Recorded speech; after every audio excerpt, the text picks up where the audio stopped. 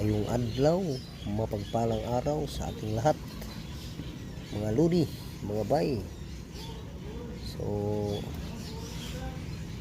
yung video po natin ngayon ay pinalitan natin ito ng carbon brush, itong alternator ng F6A 12 bulb, dahil pudpud na yung carbon brush niya. So ito yun mga lods, bago. So ganito po yung pamamaraan natin pag palit ng carbon brush. So sa mga kaibigan natin na hindi pa alam kung ano to, ito po yung nag-charge ng ating battery. So pag ito'y nasira ng mga loads, ayan ang dahilan na hindi na magka-start yung starter natin. Saka